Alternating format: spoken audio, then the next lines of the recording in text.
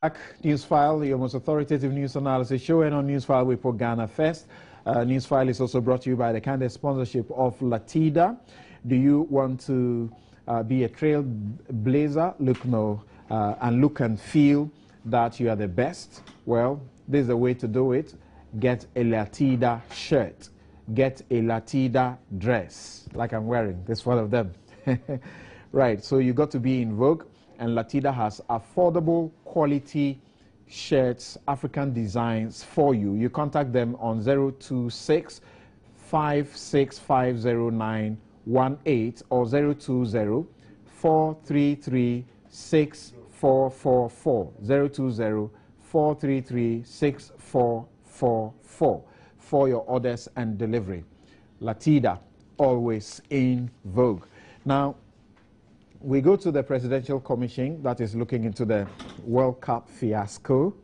And, you know, there are a lot of things that have happened this week, particularly the members who belong to the GFA and closely associated with the GFA are the ones who have taken their turn. And it started with what has been reported elsewhere, including topics, headlines such as Thaddeus Story Still Show or Thaddeus Story Stirs Controversy at World Cup Commission. His client, Mr. Krensel of the GFA, he's the chairman of the Black Starlets Management Committee and vice president of the GFA, was supposed to have taken his stand. He got there. His lawyer began to challenge the commission that he had been giving an invitation too late, and they were supposed to abide by a certain time, and that because he was what the law calls a target witness or non-target witness, whatever it is, there was a certain treatment that ought to have been afforded him. In the end, the commission took a break. They had to halt, took a break, sorted out the matter, and then decided to issue fresh notices to almost all the others who were supposed to come after him. And subsequently, we know that they have appeared. And the other thing that we are looking at is where the coach Kwesi Appiah appeared before the committee and stated that it is not as if, you know, his sack is justified, because if at his performance, then that's not the thing. The guys failed because of the financial matters. The players were keeping monies in their dressing rooms whilst they went onto the field. Beginning, they were waiting for the money, it wasn't coming, and so that was all their concentration. They couldn't focus on the game. When the money came, they took it, they had to keep it in their wardrobes, go onto the field, and that also didn't work well. And Justice Jamefe agreed perfectly with him. Let's listen to Kwesi Appiah briefly, and then I'll get my guests to comment on these matters.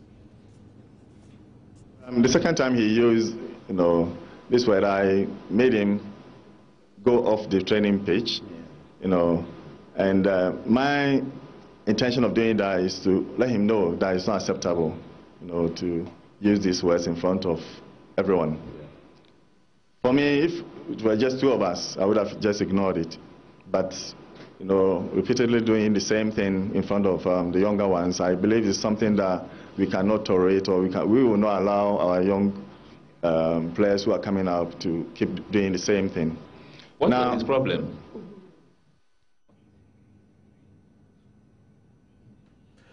Okay, Kwesi Appiah there, but that's not exactly the one that we're looking for. I'll start with you, Abdul Malik. You've been observing. What do you say about the two incidents, Thaddeus Story and Kwesi Appiah, he also getting the endorsement of the commission that he was not treated fairly? Yeah, but you indicated that the commission adjourned proceedings, came back. They took a break, yeah. They took a break, and then came back and reissued someone. Yes, that's right. I think that killed the mischief and vindicated the line the lawyer was pushing. So that we should let that rest. Okay. Everybody is learning. There's a learning curve. Even with a commission, we can make mistakes, but not a very serious mistake. But that's fair. Fairness, I think, is what was demanded, and that was appropriately given. So that's fair. The Kwesi Appiah one, the money one, said so. Many of us, many commentators made that point that once the money landed the way it landed, and with all the televised coverage and the boys being seen kissing those monies, the 90 minutes that you were on the pitch, where was the cash?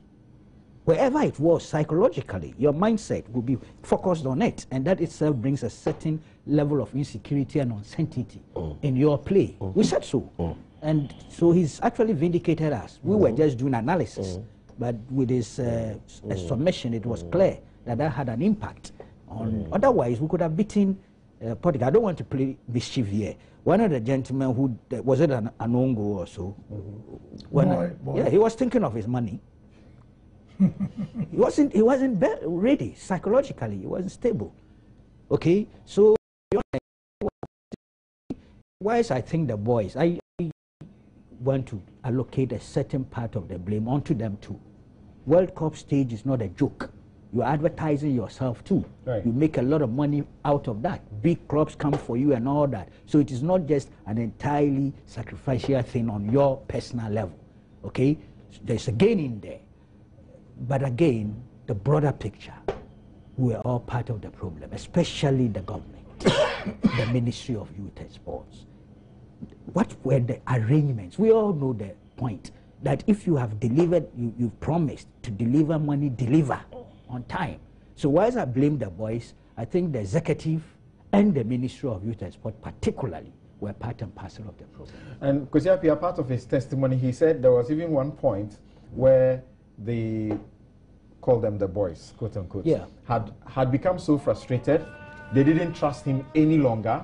They were not willing to take his words because they felt that he was intervening too often, and the promises kept, they were not honoring the promises. He says there was one point where they were told that the money was on the plane and it never came. Yes. So do you agree with him that we should look at this as what cost us rather than, perhaps he also taking a part of not having done a good job and so the reason he's been sacked? Okay, I actually think that if you are thinking about $100,000, you might even be thinking that you hadn't counted it properly, so you needed to check. Yeah, but you're dealing with guys who have seen this over and again. No, I'm just saying because especially where you are not sure even that they are bringing it. So I can understand if you like, I'll describe it as a situation of dual focus. And you might even see the ball coming and you might think, So those are the comments that I would make. Okay. Instead of crying, we are laughing here on the show. Yeah, forwards. We are laughing here on the show. Mr. Ekotu, maybe you take it up from that point and then zoom on to the questioning of target and non-target witness and the argument that was made by Tade. Sorry, because I can see you are reading the law. Well, indeed, that is where my interest even lies. Okay. Because we've recently had a decision in which the focus was that such evidence used at the tribunal, which are incriminatory, cannot be used subsequently for prosecution. Now, if these target and non-target witnesses have now come up for, if you like, discussion, then one may have to look at these things critically. Regulation 14, subject to sub-rule 2 in proceedings before a commission, a person called as a non-target witness or as an expert witness shall be compelled to produce a document or an article and to answer a question with regard to the subject matter of the inquiry, although the document, article, or answer may incriminate that person. But 2 says, where a person gives incriminatory evidence under sub-rule 1, the evidence shall not be used in criminal or civil proceedings against him. The definition here is a non-target witness. Then, so he has a commission to tell him whether his client was a target or a non-target. But the definition section makes it clear who a targeted witness. And you're reading CI 62. CI 62. A target witness means a person whose acts, conduct, or omission is the subject of the inquiry by the commission, and B, who has possession of a document or an article or knowledge material to the functions of the commission. Now, in this presidential commission, whose conduct are we looking at? Is it the FA? CI60. This CI65. CI65, 2010. Yeah. Is it the officials of FA? Is it the footballers, you know, the handlers, the managers, the technical team? If these are the people, then they are all targeted witnesses. They cannot be described as non-target witnesses. They should be targeted witnesses. So the issue that arises, can the evidence given by them be used? Because it is those who are non-target witnesses whose evidence cannot be used, even if it happens to be incriminatory against them. So maybe one may have to revisit this issue. Right. And it's an eye-opener. We can all look at it again. As for the football people and their money, me, to be honest with you, I got so much disappointed that, you know, people have to do a lot of work before they see $100,000. And you are telling me that for one appearance, you know, somebody insists on 100,000. If it does not come, he will not train. He would put up a poor performance. Look at what we went through, sitting back here, hoping that the boys will perform. You know, they're going to beat who? Cristiano Ronaldo or whoever. Not knowing they were not even training. Because they were taking 100,000. At the end of the day, I got so much disappointed. You know, that so we could not even sacrifice. You know, they broke our hearts. You know, so I mean, the least said about this 100,000. But like he's saying, there are those who is saying, he's saying that was their concentration. There are those who are saying, well, if you're not bringing the money to them at a certain point, you also didn't have to be promising them. Kept promise from one point to the other. They were in the US. The promise came, it never came. They said, get to Brazil. They got to Brazil, it never came. And so, what did you expect them to do? Yes, on that part, I also felt disappointed. I thought that at the point that the players in the United States to train for their last match, the final selection ought to have been known and monies paid immediately into their accounts, and their bankers notify them that such monies have been lodged into their accounts. That will remove what we are discussing now about loss of concentration, because people were thinking that maybe another person has sneaked into my room and presently is dealing with my money, or whether I did count the money very well or what. So that clearly would have removed it. I, for instance, I was greatly disappointed and troubled, because we had high hopes in these people, very high hopes, and then news started coming in that indeed all was not well with the camp, and then it turned out to be our money.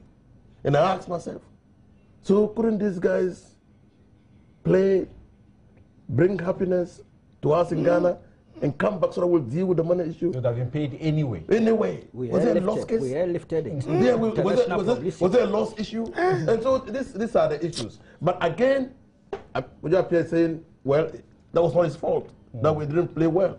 But I think that we had an administrative problem. Probably professionally, it was good. I mean, that was seen clearly in our match against Germany. It was very good. Yeah. But administratively, we fell short. Okay. Thank you very much. My guests on the show have been Abdul Malik Kwekubako Jr., who is a regular panelist. He is the editor-in-chief of the New Crusading Guide. We are extremely, extremely thankful to Mr. Kwame Mfojo, who is a lawyer and national coordinator for the Ghana Maritime Boundary Secretariat. He's brought a lot of light. I was debating him in the 70s, the 1970s. Okay. Always debating. Check his style of presentation.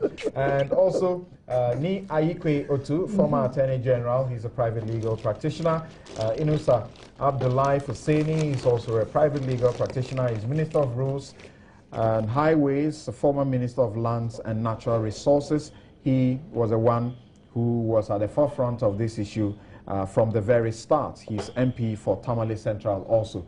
Thank you very much, gentlemen, for coming to the studios. This is where we bring the curtains down on the show. The show is repeated at 9:30 on this same platform. I'm Samson Ladi Ayanini. The news is up next on Joy 99.7 FM. Good afternoon.